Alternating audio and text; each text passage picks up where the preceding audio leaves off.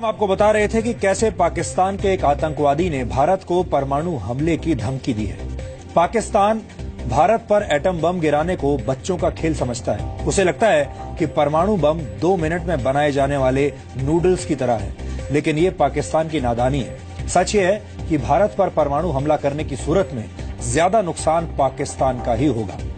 भारत के पास 5000 किलोमीटर तक वार करने वाली अग्नि 5 मिसाइल है। ये मिसाइल पूरे पाकिस्तान के साथ साथ चीन को भी अपना निशाना बना सकती है, जबकि पाकिस्तान के पास लंबी दूरी की मिसाइल के नाम पर शाहीन 2 है, जो 2500 किलोमीटर तक ही वार कर सकती है।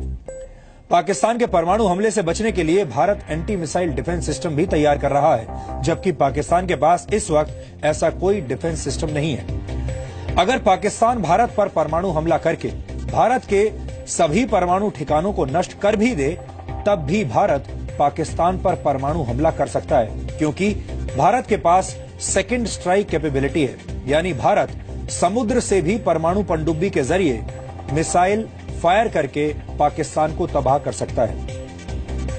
भारत ने हाल ही में K4 SLBM मिसाइल का सफल टेस्ट किया है, जो 3000 किलोमीटर तक वार कर सकती है और इसे किसी सबमरीन से भी फायर किया जा सकता है। Bharat Miraj, Sukhoi, MiG-29, Jaguar और तेजस विमानों से परमाणु हमले करने में भी सक्षम है, जबकि Pakistan black panther, black spider और F-16 विमानों के जरिए परमाणु हथियार से हमला कर सकता है। भारत का रक्षा बजट भी पाकिस्तान के मुकाबले 6 गुना ज्यादा है। पाकिस्तान का रक्षा बजट सिर्फ 47,000 करोड़ रुपए का है, जबकि भारत का रक्षा बजट 2,58,000 करोड़ रुपए है। अगर हम भारत और पाकिस्तान की सैन्य ताकत की गहराई से तुलना करें तो आपको पता चलेगा कि भारत के सामने पाकिस्तान कहीं नहीं ठहरता। और जल्दी से हम ये तुलना भी आपको बता देते हैं। भारत के पास इस वक्त 679 लड़ाकू विमान है, जबकि पाकिस्तान के पास लड़ाकू विमानों की संख्या सिर्फ 304 है। इसी तरह भारत के पास 6464 बैटल टैंक्स हैं, जबकि पाकिस्तान के पास सिर्फ 2924 टैंक्स हैं। भारत के पास 2 एयरक्राफ्ट कैरियर हैं, जबकि पाकिस्तान के पास एक भी एयरक्राफ्ट कैरियर नहीं है। भारतीय नौसेना के पास 14 पनडुब्बियां मौजूद हैं, जबकि पाकिस्तान की नौसेना के पास सिर्फ 5 पनडुब्बियां हैं। भारत के पास पाकिस्तान के मुकाबले दुगने सैनिक हैं। भारतीय सेना में सैनिकों की संख्या लगभग 13 लाख है, जबकि पाकिस्तान के पास सिर्फ 6,20,000 सैनिक मौजूद हैं। पाकिस्तान के पूर्व प्रधानमंत्री जुल्फिकार अली भुट्टो ने एक जमाने में परमाणु कार्यक्रम की शुरुआत करते हुए कहा था कि पाकिस्तान घास की रोटी खाकर गुजारा कर लेगा, लेकिन परमाणु बम जरूर बनाएगा। आज हालात यही है कि पाकिस्तान का रक्षा बजट उसके कुल बजट का 19% है, यानी ऐसे ही चलता रहा तो एक दिन पाकिस्तान के लोग सच में घास की रोटी खाने पर मजबूर हो जाएंगे।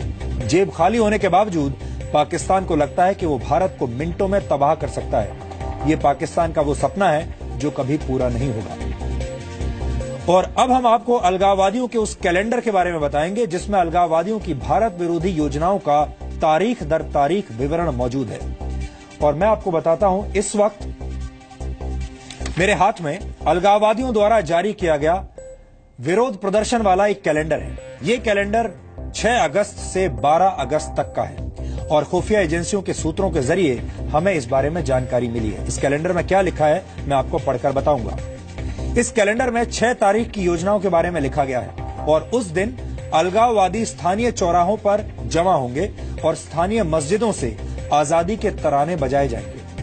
इसी तरह 7 अगस्त की योजना के मुताबिक आसपास के मोहल्लों में साफ सफाई की योजना का जिक्र है और साथ ही शांतिपूर्वक विरोध प्रदर्शन की बात भी कही गई है। अलगाववादी शांतिपूर्वक विरोध प्रदर्शन को कितनी गंभीरता से लेते हैं, इसका अंदाजा आप 8 तारीख की योजना से लगा सकते हैं। इस कैलेंडर में 8 तारीख को सभी सरकारी कर्मचारियों को नौकरी पर जाने से रोकने की अपील की गई है। इसी तरह 9 अगस्त को यानी कल महिलाओं द्वारा भारत विरोधी प्रदर्शन करवाए जाने की योजना है, जबकि 10 अगस्त को काले झंडों के साथ प्रदर्शन करने के लिए कहा गया है। 11 तारीख की योजना में कहा गया है कि पोस्टरों के जरिए भारत का समर्थन करने वाले राजनेताओं और सरपंचों से इस्तीफा देने की अपील की जाएगी। और 12 अगस्त को चौक और चौराहों पर भी विरोध प्रदर्शन के साथ साथ स्थानीय मस्जिदों द्वारा आजादी के हक में बातें किए जाने की योजना बनाई गई है।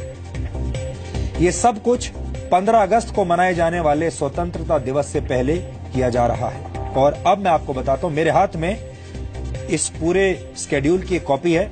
इसमें लिखा है joint protest program from 6 August to 12 August. लेकिन इसमें जो खास बात है, जो ध्यान देने वाली बातें हैं, वो ये है। देखिए, 6 अगस्त में लिखा है protest peacefully, play Islamic and आजादी तरानाज इन मस्जिद्स।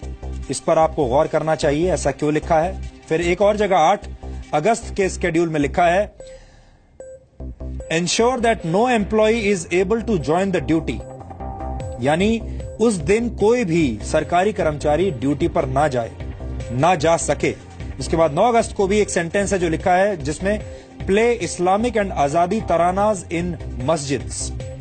फिर आगे लिखा है 11 अगस्त को a poster letter asking pro India politicians. इस पर आपको ध्यान देना चाहिए, pro India politicians and their workers including panch and sarpanch to resign from their parties. फिर 12 अगस्त के स्केड्यूल में लिखा है a freedom awareness campaign letter to all imams and khatibs to be read in all masjids after every namaz. और फिर यह भी लिखा है paste this letter on the entrance of every मस्जिद। यानी आप इसमें यह देख सकते हैं कि कैसे मस्जिदों का इस्तेमाल किया जा रहा है और कहा जा रहा है कि मस्जिदों में इस्लामिक और आजादी के तराने गाए जाएं और मस्जिदों के दरवाजे पर, एंट्रेंस पर प्रो आजादी पोस्टर्स लगाए जाएं जिसमें यह कहा जाए कि कश्मीर को आजादी चाहिए। यानी किस तरीके से धर्म को जोड़ा जा रहा है, मस्जिदों को जोड़ा जा रहा है इस मुहिम के साथ। कुछ दिन पहले डीएनए में कश्मीर का असली चेहरा दिखाते हुए हमने बार बार इस बात का जिक्र किया था कि मस्जिदों का दुरुपयोग करके पाकिस्तानी एजेंडे को समर्थन दिया जा रहा है और इस काम में मस्जिदों का सबसे ज्यादा दुरुपयोग हो रहा है।